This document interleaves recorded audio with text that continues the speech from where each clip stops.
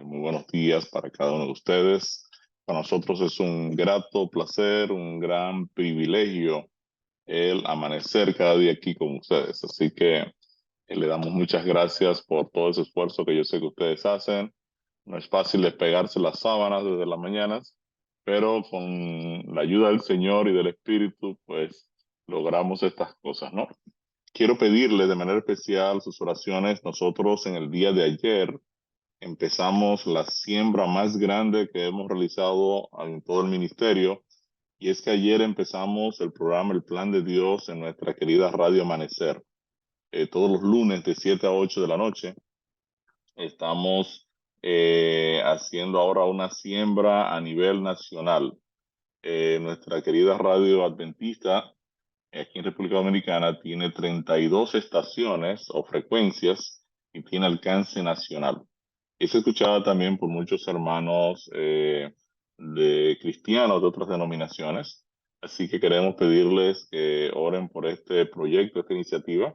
Cada lunes vamos a estar en Radio Amanecer tocando el tema El Plan de Dios. Vamos a compartir por el chat nuestro, ¿verdad? Las presentaciones de la radio, por si quieren también repasarlas o escucharlas. Pero lo más importante aquí es que ustedes nos mantengan en sus oraciones, porque este es un proyecto muy especial. Hemos orado mucho por todo esto, así que queremos que ustedes ya tengan otro motivo por el cual levantarse temprano para orar. Y, y nos puedan incluir ahí, ¿verdad? Un pedacito de sus oraciones ahí para que el Señor dirija esta iniciativa. Estamos muy contentos. Hemos entrado, decíamos, al tema 14 del programa, el reposo de Dios, y vimos algunos principios del reposo y qué significa o hacia qué apunta el reposo de Dios. Antes de continuar con este tema, también quiero presentarme delante de nuestro Dios para su dirección. Querido Padre Celestial, te damos gracias, oh Dios, por tu palabra. Gracias también por el descanso que tú nos permites tener. Gracias por tu reposo, Señor. Y sobre todo por el reposo que encontramos en Cristo al ya no seguir tratando de salvarnos por nosotros mismos, por nuestras obras, sino que podemos descansar en esa salvación que ya tú has provisto completamente a nuestro favor. Gracias, Señor, por todo este programa, por toda esta iniciativa. Queremos pedir una bendición especial por cada líder que se nos conecta cada mañana en, en esta reunión matutina que hacemos y donde queremos tener este encuentro especial contigo. Tócanos de manera especial a cada uno de nosotros. Ayúdanos, oh Señor, a depender completamente de ti, a descansar en ti y a estar siempre agradecidos por esa salvación que tú nos has regalado y nos has ofrecido gratuitamente. Gracias, Padre querido, en el nombre de Jesús. Amén. Ayer vimos así rápidamente algunos conceptos, hicimos un pequeño resumen de dónde nos encontramos en el programa. Ya el Evangelio a esta altura del programa ha resuelto dos problemas serios del pecado. El hecho de que el pecado me culpa y me condena a muerte, y ahora la justicia de Dios se revela por medio de Jesucristo, ofreciéndonos la justificación. Decíamos que justificación, ese término legal, indica que alguien ha pagado por mi condena y Cristo asumió la condena del ser humano para que éste no tenga que sufrirla. Y esta palabra es muy clave en toda la Biblia. Justificación es una palabra que utilizó el apóstol Pablo en múltiples ocasiones para expresar, ¿verdad?, lo que Cristo hizo en nuestro favor a través de su supremo sacrificio. Una vez yo he entendido lo que Dios hace y su revelación de su amor incondicional, entonces ahora yo doy testimonio público y decido ahora morir con Cristo. Quiere decir que el pecado demanda mi muerte y esa muerte ocurre en el bautismo. En el bautismo, de manera simbólica, estamos enterrando al viejo hombre y lo estamos resucitando a una nueva vida en Cristo. A diferencia de lo que enseña la Iglesia Popular, nosotros, el mundo cristiano en general, entendemos que el bautismo es por inmersión y que el bautismo es el resultado de creer. El que creyere y fuere bautizado será salvo. Y es por eso que no tiene sentido el bautismo de los niños. El bautismo de los niños no tiene sentido porque el bautismo es una respuesta a yo creer, ¿verdad? Lo que Dios ha hecho en mi favor, a creer en Cristo como mi Salvador personal. Y una vez yo he tomado esa decisión, yo estoy dando testimonio público a todo el universo de que yo he aceptado ser adoptado como hijo de Dios, he aceptado ahora ser hermano de Cristo y ser partícipe de la naturaleza divina. Ahora el Espíritu Santo viene a actuar en mi vida y ya el pecado no es quien va a controlar aquí las neuronas de Ricardo, la conciencia de Ricardo, los pensamientos de Ricardo, sino que el Espíritu Santo ha sido contratado y el viejo amo pecado ha sido dejado sin trabajo, ha quedado anulado sin salario, por supuesto, porque el salario del pecado es la muerte. Así que lo hemos dejado inoperante porque el Espíritu de Dios viene ahora a tomar control de nuestras vidas. Entonces es importante que nosotros como cristianos aprendamos a discernir la voz del Espíritu de Dios en nuestro accionar. Cuando nos comunicamos con nuestras parejas, con nuestros hijos, en el trabajo, en la iglesia, cada vez que hacemos algún tipo de actividad, que nosotros podamos identificar, ¿verdad?, la voz del Espíritu de Dios. Qué debemos decir en cada momento, cómo debe ser el tacto nuestro al momento de dirigirnos a los demás. Y esa es una lucha tremenda que todo cristiano va a enfrentar, ¿no? Y esto es bien importante porque la naturaleza carnal, decíamos, está ahí latente y ella no se siente bien.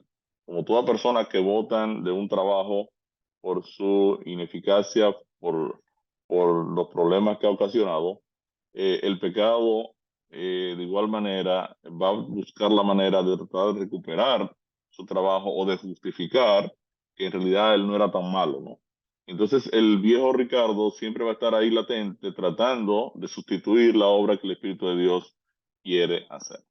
Entonces en el día de ayer tocamos el tema ya el reposo de Dios, vimos algunos principios de cómo funciona el pensamiento filosófico sobre la dinámica del ser humano y cómo la creación entonces es lo que nos da sentido y propósito. Cuando la Biblia dice que Dios nos creó para su gloria, lo que nos está diciendo es que nosotros en realidad damos testimonio, somos el testimonio de un Dios creador, omnipotente, inteligente, extraordinario, porque realmente el ser humano es una maravilla de la creación. Y cuando hablo del ser humano, hablo de ambos, hombre y mujer. Un dato muy importante es que en Génesis, Adán y Eva, el hombre, el varón y la hembra, en realidad juntos se llaman también Adán. Si usted lee Génesis 1:27, dice, y creó Dios al hombre a imagen de Dios lo creó. Esa palabra que se traduce en la Reina Valera como hombre, en el hebreo es Adán. Dice, y creó Dios a Adán a su imagen y semejanza, varón y hembra los creó. ¿Ve? O sea, Adán también es el nombre que se le asigna a la unión de ambos, Adán y Eva. Quiere decir que los dos conforman la humanidad. El nombre Adán también significa humanidad, además de ser el nombre propio de el varón Adán. Vimos también que adoramos a Dios porque Él nos creó, Salmo 95:6, Salmos 102 y 3, Apocalipsis 4:10 al 11, los 24 ancianos adoran eternamente al Señor porque Él es el creador de todas las cosas. Quiere decir que hay un vínculo entre la creación y la adoración. Y es a esto donde apunta realmente el cuarto mandamiento de la ley moral de Dios. También analizamos cómo el homosexualismo se fundamenta en el rechazo del Dios creador, y esto fue expresado por el apóstol Pablo en Romanos 1:20 al 27. El cuarto mandamiento de la ley de Dios también decíamos que es una llave, porque cuando yo descarto el sábado, estoy descartando completamente el, la comprensión del problema del pecado, estoy descartando la ley de Dios y nunca llego a comprender plenamente el Evangelio. También cuando una persona rechaza la ley de Dios, tampoco logra darse cuenta de quién fue que la cambió y quién es el anticristo, que ya había sido profetizado por el profeta Daniel, de que un poder político religioso intentaría o pensaría cambiar los tiempos proféticos y la ley de Dios.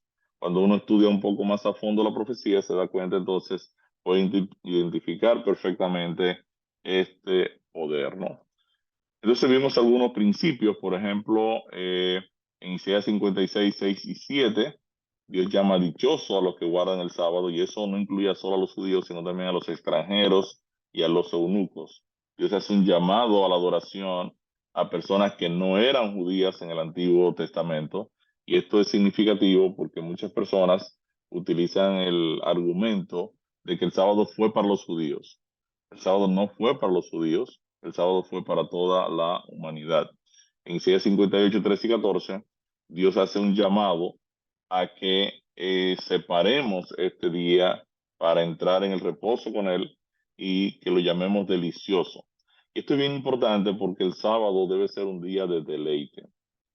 Tristemente, en nosotros a veces nos inventamos una cantidad de reuniones y cargamos el sábado de tal manera que cuando termina el sábado ya hemos hecho cualquier cantidad de cosas, que obra misionera, que una reunión para acá, que una reunión para allá, que otra cosa por allá, y hemos convertido el sábado en una carga.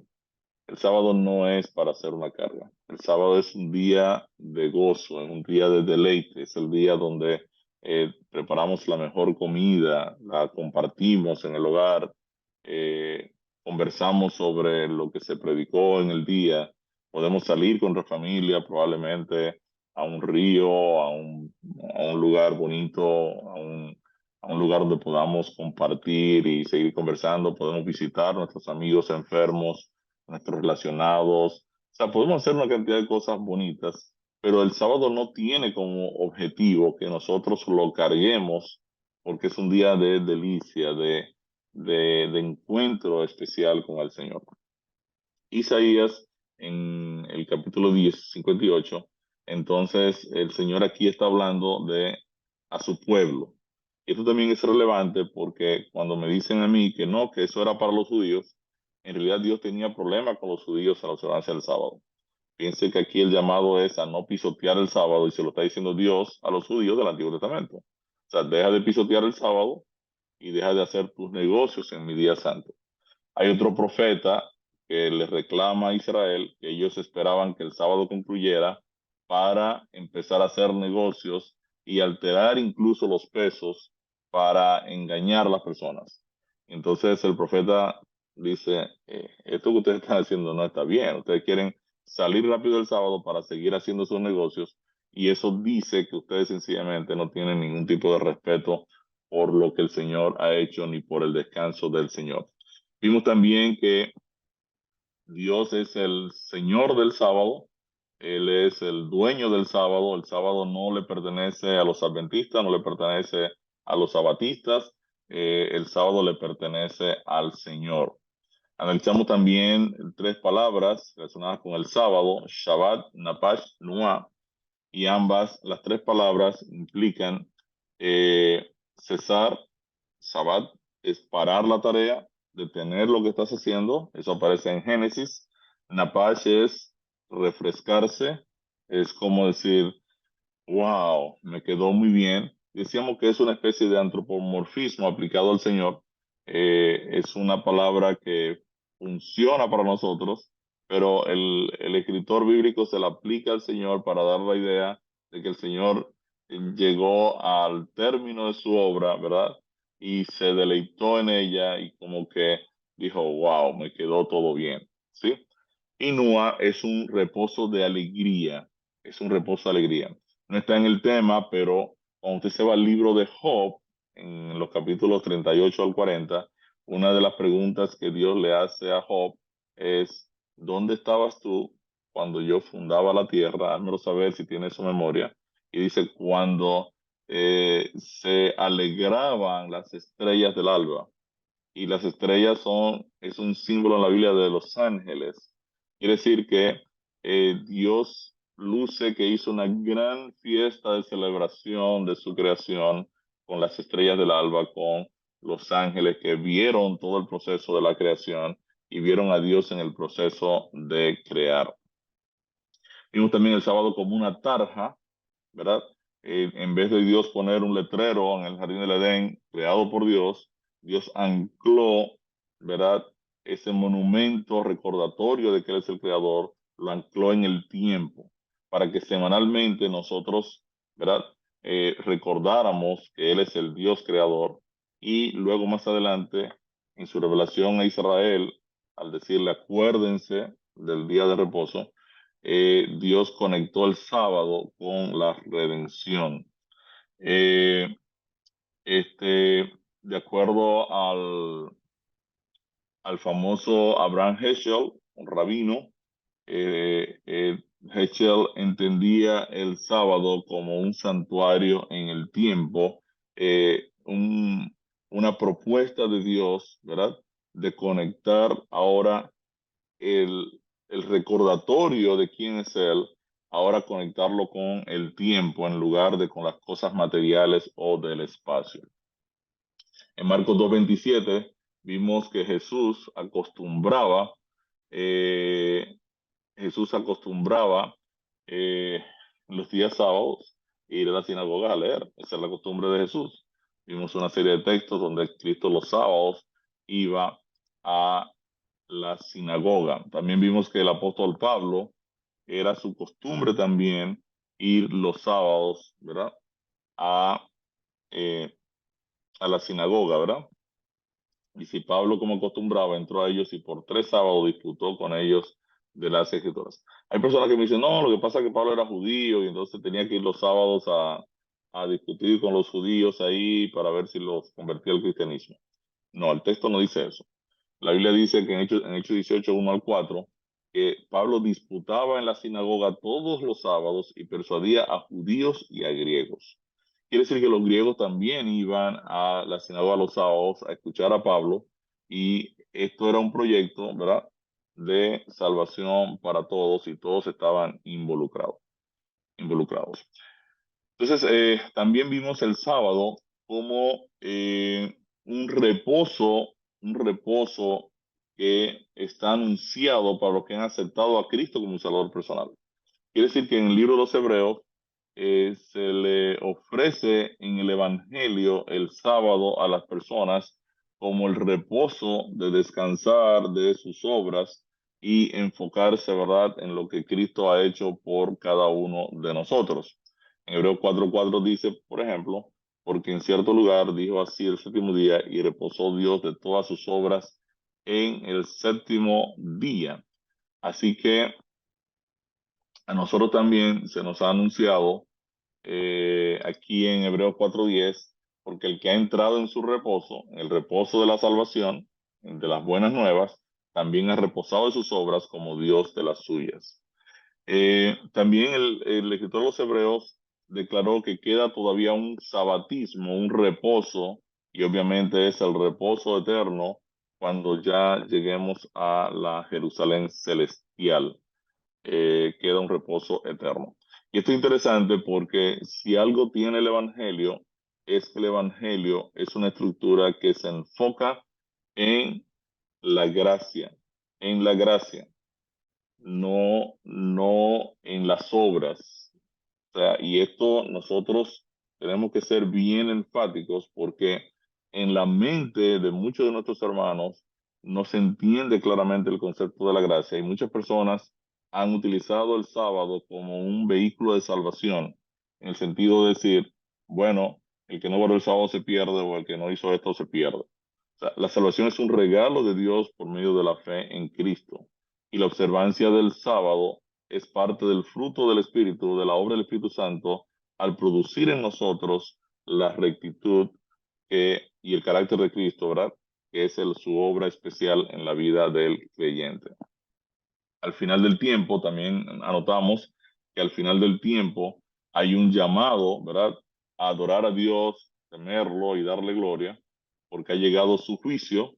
El, el, el primer ángel del mensaje de los tres ángeles anuncia el evangelio a todas las naciones de temer a Dios y darle gloria, porque la hora de su juicio ha llegado. Y el texto dice, y adoren a aquel que hizo los cielos y la tierra, y ustedes encontrarán el reposo de la salvación. Contrario a esto están los que aceptan la marca de la bestia, donde también hay un llamado para ellos a no tomar el vino de Babilonia, a no adorar a la bestia de su imagen, a no adorar, ¿verdad? A no usar la adoración pagana al sol, y no tienen reposo ni de día ni de noche los que adoran en domingo.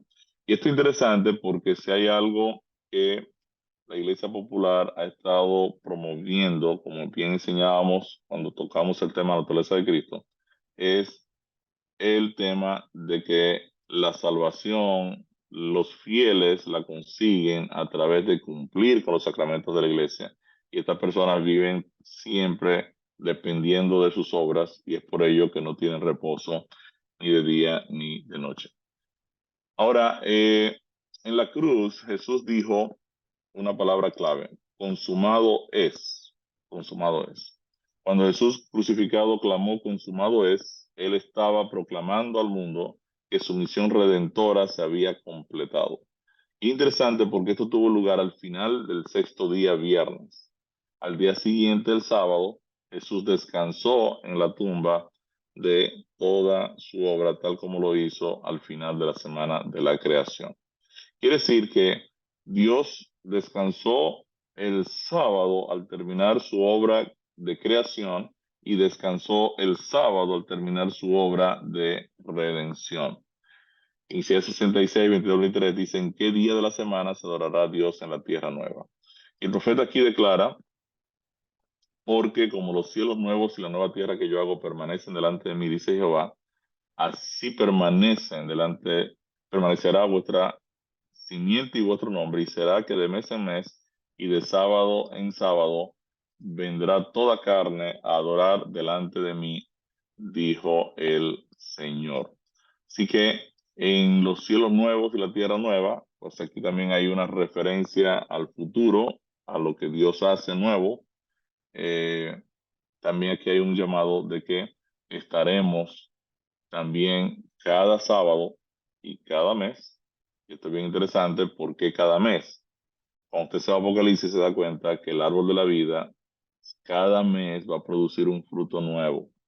Quiere decir que cada mes los salvados vendrán, ¿verdad?, al árbol de la vida a participar y a celebrar con el Señor. Y cada sábado también vendrán a un encuentro especial en la Nueva Jerusalén. O sea, en la tierra nueva, el hombre siempre será dependiente de Dios. Entrar en el reposo de Dios significa entrar en lo que Dios ha hecho por nosotros. Según Éxodo 31:13 y Ezequiel 20:12, ¿qué representa el sábado? Según Éxodo 31:13, dice Dios a los hijos de Israel, a su pueblo: con todo esto ustedes van a guardar mi sábado, porque es señal entre mí y ustedes por vuestras edades, para que ustedes sepan que yo soy Jehová, que los santifico. Y aquí encontramos esta palabra clave: santificación. Decíamos que el Espíritu Santo es el dedo de Dios, y el Espíritu Santo, que es quien nos guía en la ruta de la obediencia, es quien nos santifica. Así que es muy lógico pensar que si el que escribe el mandamiento también es el que me santifica, y al mismo tiempo la palabra de Dios me recuerda que el cuarto mandamiento es una señal de santificación, entonces es obvio pensar que este mandamiento no quedó fuera del decálogo en el nuevo pacto. Ezequiel 20:12 dice también lo mismo de Éxodo, dice: les di también mis sábados que fuesen por señal entre mí y ustedes, para que supiesen que yo soy Jehová, que los santifico. Eh, en Ezequiel 22:26, Dios se molesta un poco con los sacerdotes de Israel y dice: sus sacerdotes violentaron mi ley y contaminaron mis santuarios. Entre los santos y los profanos no hicieron diferencia y ni distinguieron entre inmundo y limpio, y de mis sábados escondieron sus ojos, y yo era profanado en medio de ellos. Quiere decir que en realidad para Dios esto es un tema sumamente importante y por eso nos puso en su código moral ese recordatorio. Acuérdense, ¿verdad? Acuérdense de reposar el sábado. Eh, el sábado, dice aquí la nota, es una señal de todos los que entran en el reposo de Dios. Su observancia no es un medio de salvación, sino una confesión de fe en Cristo. Al guardar los mandamientos de Dios, los creyentes permanecen en la salvación que Cristo ya ha obtenido para cada uno de nosotros en la cruz del Calvario. Entonces vamos a ver aquí unos gráficos del sábado en la historia. El sábado fue instituido en primer lugar en el jardín del Edén, Génesis 2:3. Si usted estima los tiempos, se ha calculado, esto no es preciso porque hay una pérdida de unos 400 años en la profecía de Abraham y el pueblo de Israel en Egipto, pero aproximadamente en el año 4112 antes de Cristo es cuando Adán, ¿verdad?, sale del jardín del Edén, ¿verdad? Y aquí Dios estableció el sábado en la creación. Génesis 2:3 dice que Dios bendijo el día séptimo y lo santificó, lo apartó para un uso sagrado, porque en él reposó de toda la obra que había hecho. Quiere decir que el primer día de Adán fue un sábado, un día de reposo. El primer día de Adán es el séptimo de Dios. Luego encontramos que la Biblia es una referencia que Abraham guardaba los mandamientos de Dios en Génesis 26:5.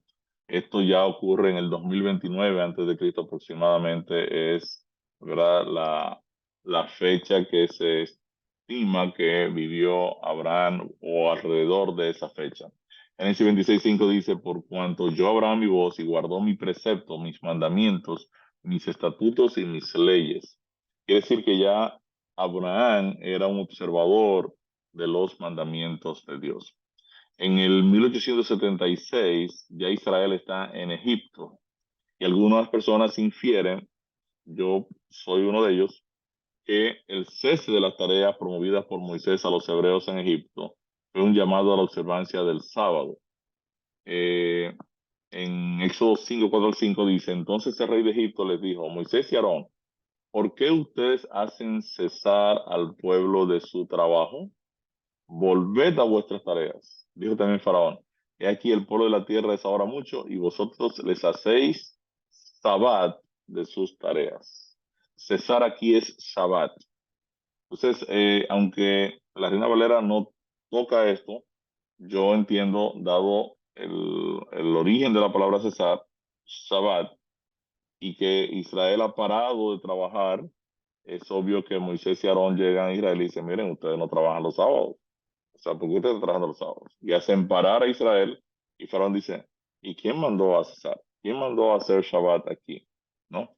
Eh, y es interesante porque este es el detonante del problema de Faraón, que es un símbolo de Satanás, Israel, un símbolo de nosotros que somos esclavos, ¿verdad?, del pecado, somos esclavos del enemigo de Dios y necesitamos encontrar la liberación. Quiere decir que Faraón se enoja y dice, no, no, no, no, no, pero eso ustedes no son los que deciden cuando ustedes trabajan y cuando no trabajan, eso no es así.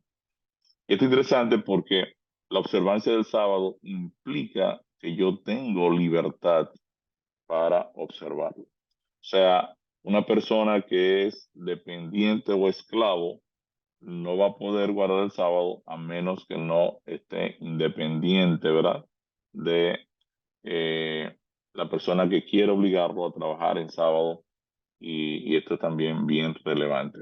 Cuando usted estudia Éxodo 20 se va a dar cuenta que lo primero que Dios le dice a Israel es, recuerden que yo los he libertado y ahora Dios entrega su ley a un pueblo que ha sido libertado y eso también lo vamos a estudiar un poquito más a fondo cuando veamos los símiles del Evangelio en las diferentes historias de la Biblia que es un tema también muy interesante.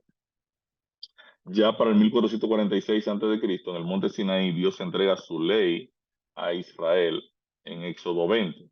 Luego encontramos a Jesús en el Nuevo Testamento guardando el sábado, como leímos en Lucas 4:16.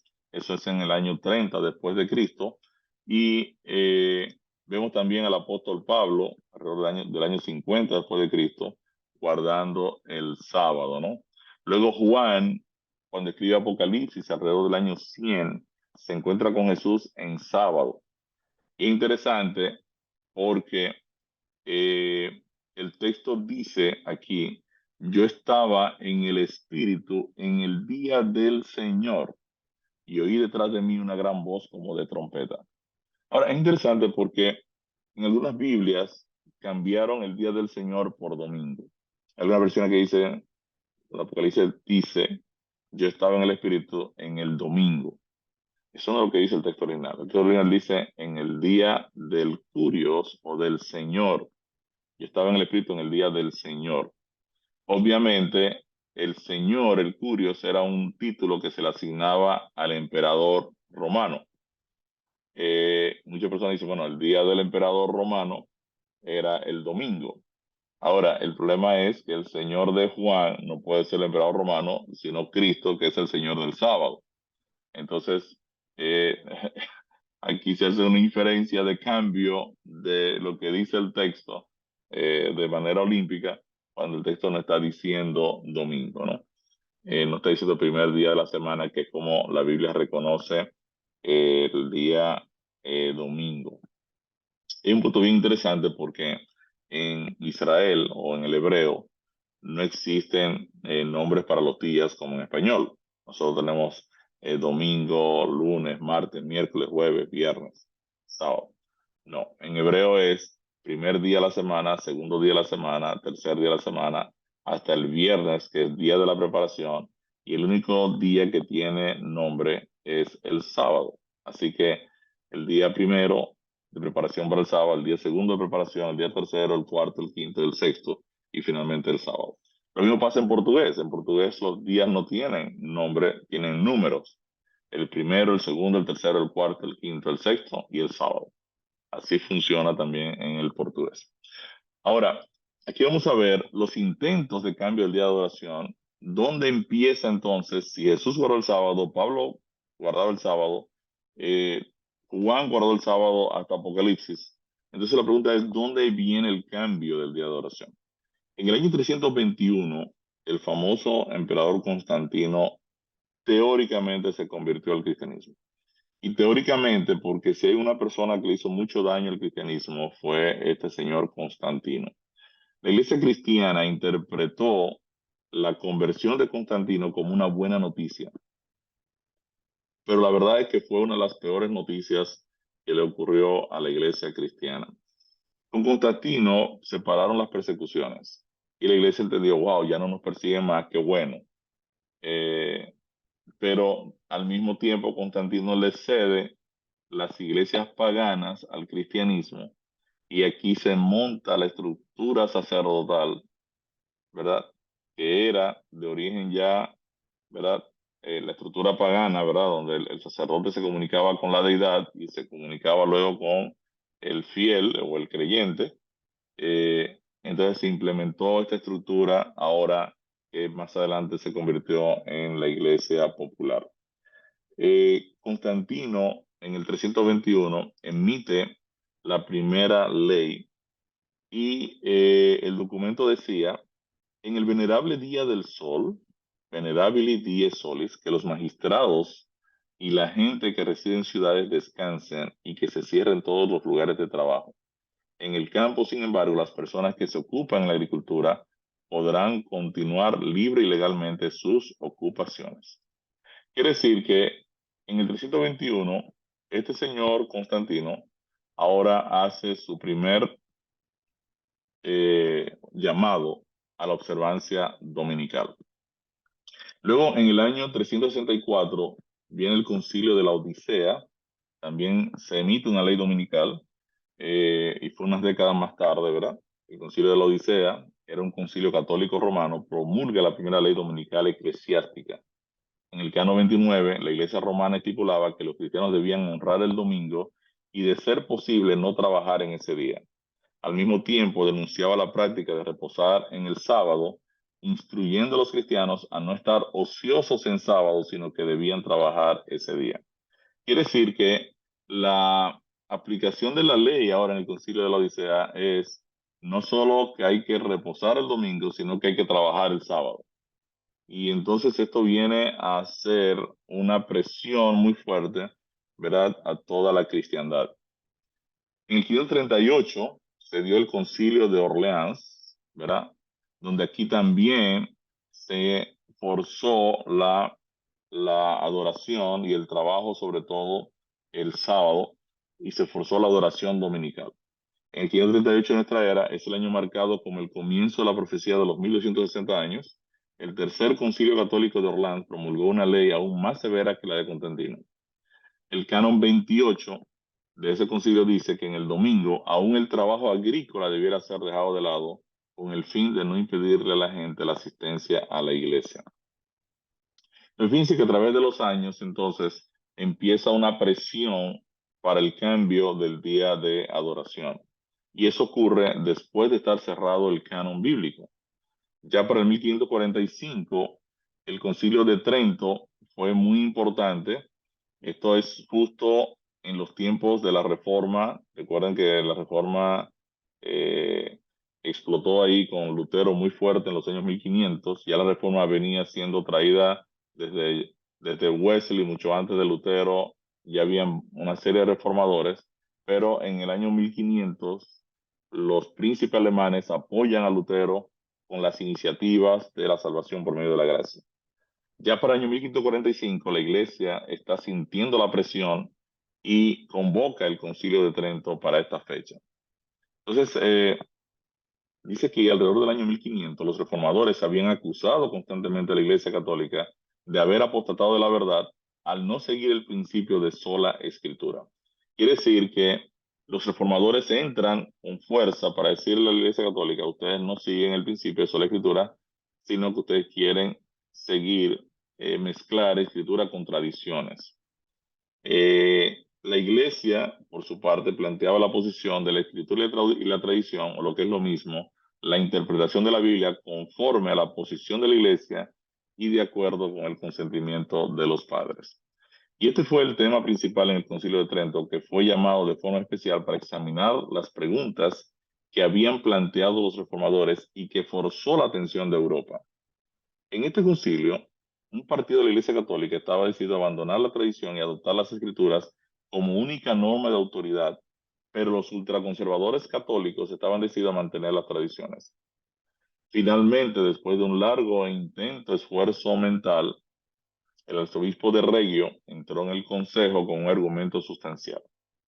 Este señor, el arzobispo de Reggio, al ver el tranque entre los dos partidos católicos, unos que querían seguir la línea de los reformadores de sola escritura y otro grupo que quería seguir la línea tradicional de escritura y tradición, entró al consejo este señor llamado el arzobispo de Reggio y él planteó lo siguiente, y él dijo: los protestantes claman abrazarse de la palabra escrita solamente. Su profesión de sujetarse solamente de la escritura como norma de fe es falsa.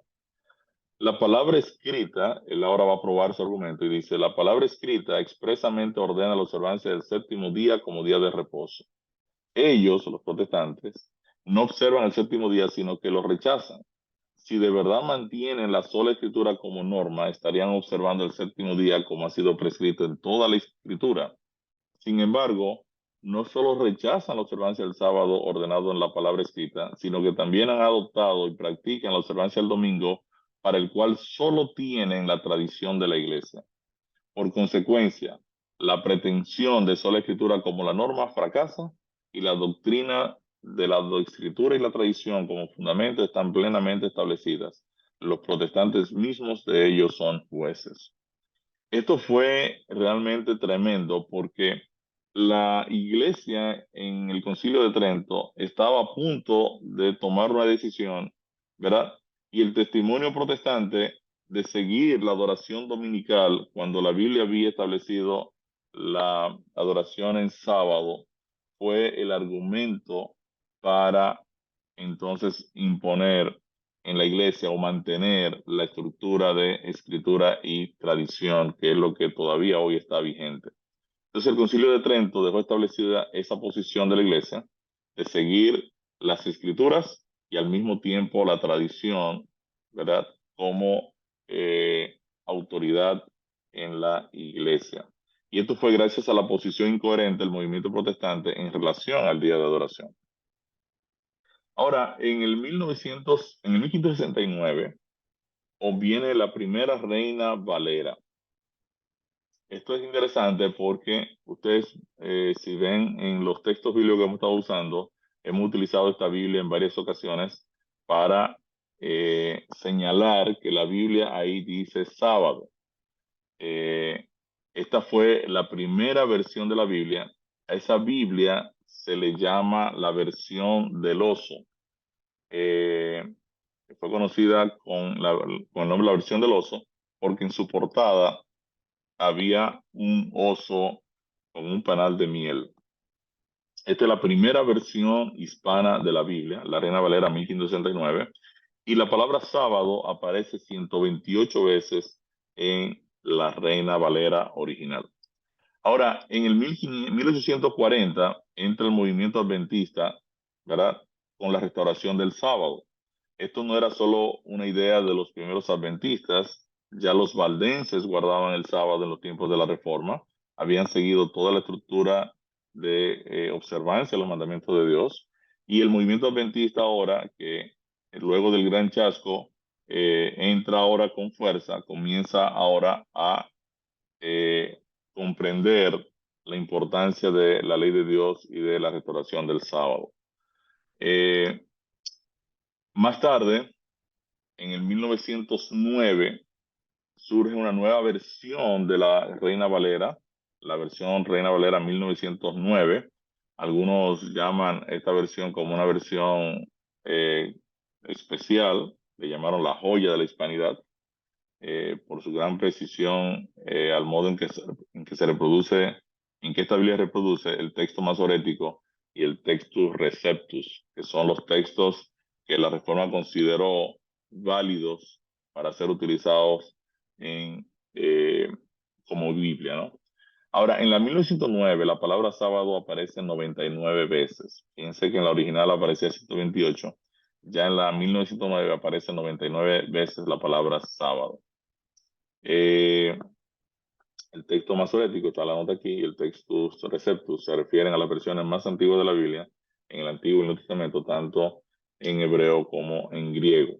Ahora, en el 1960, las Sociedades Bíblicas Unidas hace un cambio bien delicado, porque sustituyen todas las veces que aparece la palabra sábado en la Biblia por día de reposo. Ustedes se van a encontrar entonces en la Reina Valera, donde se refiere al séptimo día, ¿verdad? En lugar de sábado, como día de reposo. Y hay un asterisco siempre al lado de este día de reposo que dice la nota abajo y aquí equivale a sábado. Ese asterisco se puso porque la Iglesia Adventista decidió no comprar más Biblias a la Sociedad Bíblicas Unidas por este cambio tan agresivo, porque si bien sábado puede implicar día de reposo, pero ese no es el nombre ni es lo que aparece en la Biblia en el original. Una serie de situaciones empezaron a pasar. Si usted entonces se va a comparar lo que pasó en la Real Academia desde el 1999 al 2002, usted comienza a darse cuenta que también la Real Academia Española, de Lengua Española, comienza a hacer cambios impresionantes con relación al tema del sábado. Por ejemplo, el diccionario de la de la Real Academia Española de 1999 dice sábado y lo explica. Séptimo y último día de la semana, sábado santo. En el 2002, ya la Real Academia Española cambia en el diccionario la descripción del sábado y dice sábado, día de la semana que es festivo para el judaísmo y otras, sexto día de la semana que es festivo para el judaísmo y otras confesiones religiosas. Y aquí hay un cambio olímpico en el diccionario que le va a llegar obviamente a todo el mundo. Cuando usted hace lo mismo para el domingo, la versión del diccionario de la RAE de 1999 decía primer día de la semana dedicado al descanso y tradicionalmente al Señor y su culto. En el 2002 dice séptimo día de la semana, que es festivo para el cristianismo en general en el mundo occidental. De igual manera, la semana se escribía en 1999 como serie de 7 días naturales consecutivos, comenzando con el domingo y acabando por el sábado. En el 2002, el diccionario ahora dice serie de 7 días naturales consecutivos del lunes al domingo, periodo de 7 días consecutivos. Entonces, cuando uno comienza a darse cuenta de cómo el enemigo ha ido desvirtuando el concepto, y tristemente esto ha obtenido el apoyo de la gran comunidad de creyentes que son herederos de la Reforma, ¿verdad? Eh, que teóricamente seguimos todos sola escritura, nos damos cuenta entonces de que aquí tenemos un cambio forzado de lo que la palabra de Dios ha señalado. Cuando usted analiza el catecismo y los 10 mandamientos, usted se da cuenta que el catecismo, que es básicamente el instrumento de enseñanza o discipulado de la iglesia romana, eh, casi siempre los amigos católicos pues utilizan más el catecismo que la Biblia, porque los catecúmenos pues lo que hacen es enseñar el catecismo a las personas. Entonces cuando usted llega a la sección de los 10 mandamientos, usted se da cuenta que hay una serie de cambios entre lo que dice la Biblia, que yo sé de paso, la versión católica de la Biblia dice sábado en todas sus expresiones. Pero a la iglesia no le importa mucho eso porque el catecismo va a explicar ahora todo lo que dice la Biblia. Cuando usted va al catecismo se da cuenta que el primer mandamiento, ¿verdad? Dice, eh, no tendrás dioses ajenos delante de ti, dice la versión normal, tradicional de la Biblia. Pero el catecismo dice, amarás a Dios sobre todas las cosas. El segundo mandamiento, que habla de la idolatría, no tendrás escultura ni imagen alguna de lo que hay arriba en los cielos. El catecismo mueve el tercer mandamiento ahora al segundo y lo declara como no tomarás el nombre de Dios en vano. El tercer mandamiento, que no tomarás el nombre falso del Señor, ahora el cuarto se mueve al tercero, como santificarás las fiestas, y así sucesivamente. Ya el cuarto, que es recuérdate del día del sábado, ahora el catecismo dice honrarás a tu padre y a tu madre, y se va moviendo, y finalmente el décimo, el noveno, el catecismo cambia a no consentirás pensamientos ni deseos impuros, y el décimo entonces ya coincidimos de nuevo, no codiciarás nada que sea de tu prójimo. Quiere decir que tal vez los cambios más significativos a la ley de Dios y sobre todo al cuarto mandamiento son efectuados aquí en el catecismo. El segundo mandamiento es eliminado, el cambio del cuarto mandamiento es notable y el décimo es dividido en dos partes. Entonces el catecismo trata de explicar los cambios en la estructura del código moral divino, y si usted se lee el catecismo se va a dar cuenta, ¿verdad?, de toda una explicación extraordinaria acerca del sábado, pero luego, entonces, dice aquí la nota, el día de la resurrección, la nueva creación. Si usted lee la nota del catecismo, aquí dice, nos reunimos todos el día del sol, porque es el primer día después del sábado judío, pero también el primer día en que Dios, sacando la materia de las tinieblas, creó el mundo, y ese mismo día Jesucristo, nuestro Salvador, resucitó entre los muertos. Esto fue escrito por Justino Mártir en su Apología 1:67. Interesante porque aquí la iglesia está reconociendo que en realidad hubo un cambio de oración del día establecido por la Biblia al día del sol. Esto es bien significativo, sobre todo para explicárselo a nuestros hermanos cristianos de otras denominaciones cristianas que han insistido en la adoración dominical. No hay ningún sentido en este tema. Hay un libro titulado La Iglesia en Roma, ¿por qué los protestantes siguen en adoración al domingo? Se lo voy a compartir en el chat, un libro cortito. Ocurre sobre un evento en el 1860 y tanto, Eh, un grupo de protestantes en Estados Unidos se quejan porque la Feria Mundial del Comercio ahí va a abrir en domingo. Entonces ellos le pedían al Senado que legislara para que declarara el domingo como el día de reposo oficial de los Estados Unidos. Y los adventistas, que en ese tiempo eran un grupito muy pequeño, se quejan y le dicen al Congreso que ellos no pueden hacer un cambio de ese tipo porque estarían violentando, ¿verdad? La enmienda que dice que en Estados Unidos se respeta el, que es la primera enmienda, ¿verdad? El derecho de culto. Estados Unidos se fundó sobre la base de huir de Europa, de la Inquisición romana que imponía una posición. Y para Estados Unidos, esta primera enmienda es fundamental porque es un respeto a lo que creemos. Un respeto a lo que creemos. Entonces, la iglesia adventista entra con su posicionamiento. En ese tiempo eran, creo que probablemente eran 20, 30 mil personas, los miembros de la iglesia adventista, pero hacen su planteamiento al Congreso de que ese cambio no debe ser. Entonces, el obispo católico el principal obispo católico en los Estados Unidos, el cardenal Gibbons creo que era, él hace un comentario, él hace una serie de comentarios, 4 escritos importantes en el Catholic Mirror, y esos 4 escritos aparecen en este libro in extenso. Yo se lo voy a compartir y es bueno que ustedes lean lo que este señor católico, que era el vocero de la Iglesia Católica en Estados Unidos para ese tiempo, escribió con relación al día de adoración. Y es interesante leerlo porque ahí ustedes se dan cuenta de todo el tema de por qué la Iglesia cambia y bajo qué autoridad la Iglesia está cambiando, la Iglesia Popular está cambiando el día de adoración. Quiere decir que cuando nosotros nos mantenemos en la posición de adorar en domingo, literalmente estamos siguiendo entonces una doctrina romana y pagana, ¿no?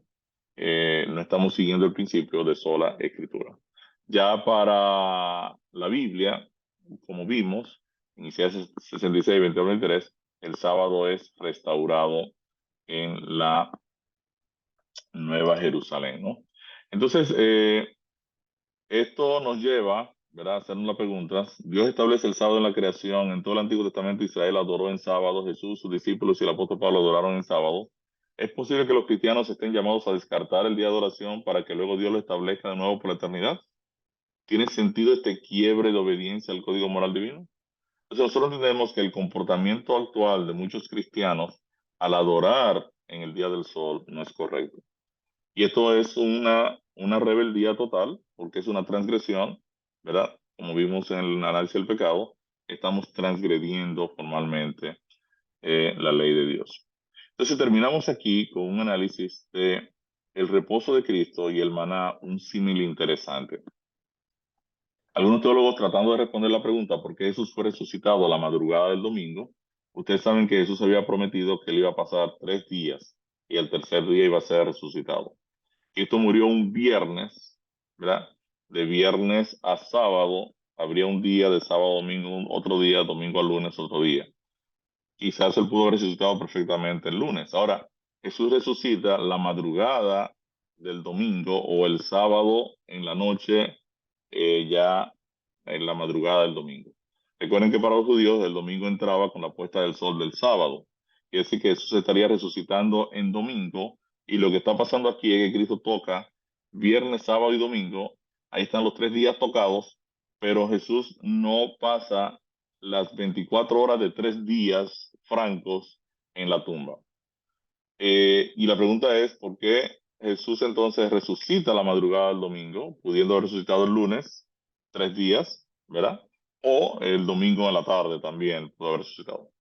Entonces, para esto hay una explicación muy interesante que la quisimos poner en el programa porque nos llamó mucho la atención y es bien curioso. En Juan 6, Jesús está hablando con sus discípulos y con los fariseos y le dice sobre todo a los fariseos, vuestros padres comieron el maná en el desierto y murieron. Ahora, este es el pan que desciende del cielo para que el que de él come no muera. Y ahora Jesús dice, yo soy el pan vivo que descendió del cielo. Si alguno comiera este pan, vivirá para siempre. Y el pan que yo daré es mi carne, la cual yo daré por la vida del mundo. Quiere decir que Jesús está haciendo una comparación entre el maná ¿verdad? En el desierto, que caía del cielo o descendía del cielo, y él, que es ahora el nuevo pan vivo que ha descendido del cielo.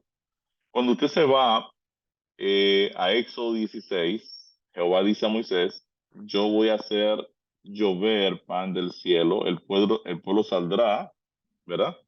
Y recogerá diariamente la porción de un día, y yo lo estaré probando si andan en mi ley o no.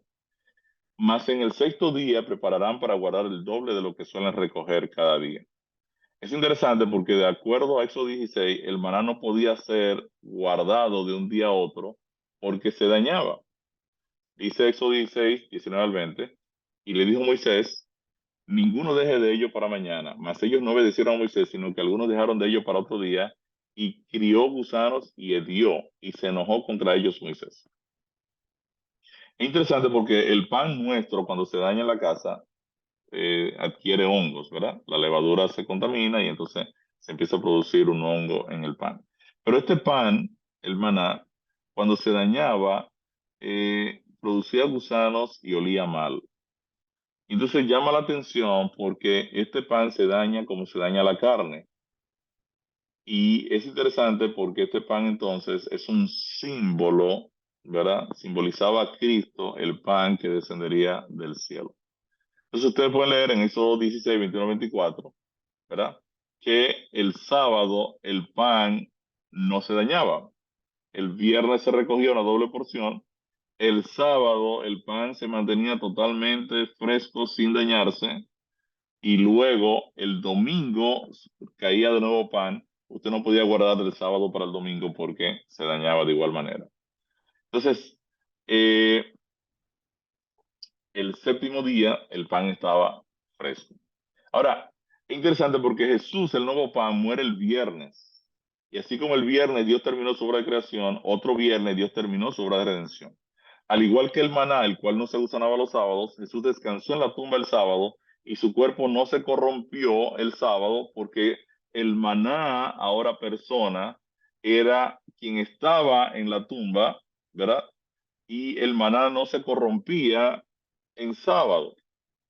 Y esto era una profecía que venía de Salmo 16:10 que decía, porque no dejarás mi alma en el Seol, en el sepulcro, ni permitirás que tu santo vea corrupción. Los apóstoles se refirieron en varias ocasiones a este hecho, eh, porque David dice de él, veía al Señor siempre delante de mí, y termina diciendo, porque no dejarás mi alma en el Hades, en el sepulcro, ni permitirás que tu santo vea corrupción. Hechos 2:25 al 31 dice, eh, Dios le había jurado que su descendencia en cuanto a la carne levantaría el Cristo para que se sentase en su trono, y viéndolo antes, habló de la resurrección de Cristo, que su alma no fue dejada en el sepulcro, ni su carne vio corrupción. Quiere decir que Hechos 13 también habla de lo mismo, que Cristo no iba a ver corrupción. Cuando María, ¿verdad? Va ahora el sábado, el domingo en la madrugada, todavía es oscuro, se da cuenta de que Cristo ya ha resucitado. Dice el primer día de la semana, fíjense, el domingo, María Magdalena fue de mañana siendo un oscuro al sepulcro y vio quitada la piedra del sepulcro. Ahora, ¿por qué Cristo resucita en la madrugada del domingo? Es de la madrugada del domingo porque el maná persona era quien estaba en la tumba. Si Cristo queda el domingo franco, ¿verdad? Entonces su cuerpo se va a corromper. Entonces la resurrección de Cristo en la madrugada del domingo, ¿verdad? Está explicada en el hecho de que el maná persona no se corrompía en sábado, ¿verdad? Pero es resucitado para que no se corrompa en domingo. Entonces el domingo representaba la corrupción del cuerpo de Jesús en la tumba, el sábado representaba su preservación. En el sepulcro Cristo reposó de su obra de redención completada. Entonces mi respuesta al tema, el séptimo día de la semana, el sábado, pertenece a Dios. Representa su descanso de una labor perfecta y completa de creación, redención y pronto de restauración. ¿Desea usted observar el sábado de Dios como un testimonio de que ha entrado en su reposo? ¿Por qué debería hacerlo? En resumen, ¿qué hemos aprendido? Aprendimos que la adoración está relacionada con el hecho de que Dios es nuestro creador y que el sábado es un monumento anclado en el tiempo que nos recuerda que Dios es el creador de todas las cosas. También aprendimos que el sábado le pertenece al Señor y que es bienaventurado aquel que abraza este pacto y se deleita en su observancia. El sábado es una señal o marca de la obra de santificación del Espíritu de Dios. Esta bendición fue dada a toda la humanidad. Aprendimos que a través de toda la Biblia el sábado fue observado desde Adán hasta Jesús, Pablo y los discípulos, y que el primer intento de cambio del mandamiento ocurrió 300 años después de ser escrito el canon bíblico. Aprendimos que al igual que en su obra de creación, Cristo terminó su obra de redención un viernes y descansó el sábado, y que su resurrección en la madrugada del domingo evitó la corrupción de su cuerpo. Finalmente aprendimos que el sábado nos recuerda que al aceptar a Jesús como nuestro Salvador, descansamos de tratar de alcanzar la salvación por nuestras obras. El reposo del sábado es señal de que la salvación es por la fe y no por nuestras propias obras. El que adora a Dios reposa en el reposo del problema del pecado. Bendito Dios, Padre Celestial, te damos gracias, oh Señor, por el día de sábado. Gracias porque en tu sabiduría, desde antes de la entrada del pecado a este mundo, tú habías predeterminado que de una u otra manera nuestra naturaleza carnal nos empujaría a través del trabajo, las agendas personales, a trabajar todo el tiempo y tú estableciste un día en el que nos encontramos contigo, en el que te honramos como nuestro Creador y como nuestro Redentor. Oh Señor, ayúdanos a hacer del sábado un día de deleite, un día en el que nos gocemos por tener ese encuentro personal contigo, por caminar contigo, por escuchar tu palabra, por adorarte, por alabarte. Enséñanos, oh Señor, a poner el sábado en su lugar correcto en la dinámica de la salvación. Es un día en el que pasamos tiempo contigo y enséñanos a disfrutar ese tiempo de manera especial. Sigue bendiciendo esta plataforma, sigue bendiciendo a cada líder que participa con nosotros en este programa. Y en este día, oh Señor, queremos pedirte de manera especial que tu Santo Espíritu esté con nosotros. Queremos entregarte este día de hoy para que tu operación en nuestras vidas se manifieste y sea una operación de bendición en la vida de cada uno de nosotros. Cuida de nuestros hogares, de nuestros familiares. Si hay alguna necesidad física, de salud, de alguna de las personas que nos acompañan, alguna necesidad de trabajo, oh Señor, queremos pedirte que tú proveas de forma abundante en la vida de cada uno de nosotros y de nuestros familiares. Acompáñanos en esta jornada de hoy, en el nombre de Jesús. Amén.